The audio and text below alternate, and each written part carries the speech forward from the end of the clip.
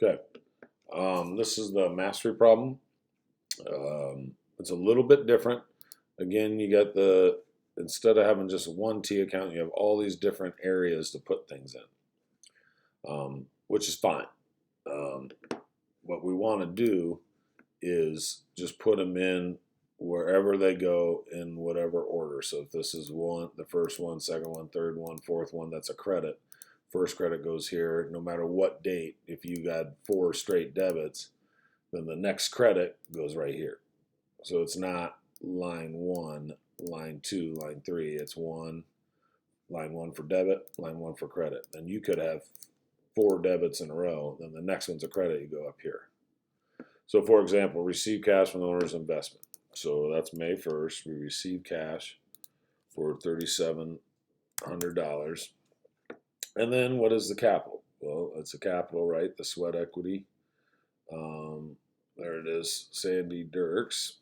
So we put the date and the credit of $3,700. Now, more than likely, this will be a drawing because there's a debit there. So somewhere in this is paid cash to owner for personal use. So down there, that'll be that one. You can just tell because of the debit and credit. But anyway, so that is the first transaction. Receive cash from owner's investment. You debit cash, credit, then capital. Second one, paid cash for rent. So you go down to rent expense, and you put the second, and you put the amount, $600, on May 2nd, and you go up here to cash, and you put $600. So you see it's not line by line, it's just whatever the first one is, you debit it. Whatever the first credit is, you put it there, even though there's a line there already. It's just a list, not line by line. So next one, paid cash for supplies. So supplies is the asset on the 4th that is increased because we bought $400 of supplies. So now we have $400 more. We need to credit cash because it said we paid cash for supplies, $400. Okay, so it's not the 4th line or anything because of the date. It's just the next one available. Next debit available, next credit available. So the next one, receive cash from supplies. So when we receive cash from supplies on the 4th, or from sales, excuse me, we receive cash, so we know we have to increase the asset cash with a debit. So that's $950. Now you're like, well, this line's already been used. Yes, this is the next debit available line. And then we have to credit sales. We increase sales, which is a credit.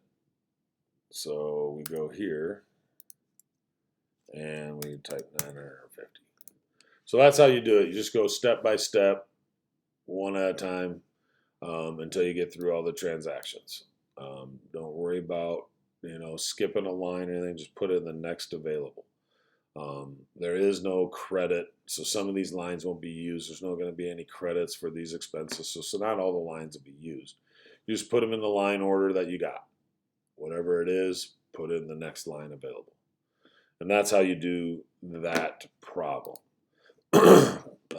Study guide, again, is there, and it has multiple spots where you can be at with terms, true, false.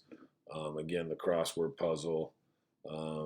5 is forensic accounting. So, and 1 is chart of accounts. So those 2, I think, were the tougher ones. The rest of them should be pretty good. But that's how you do those 2 problems.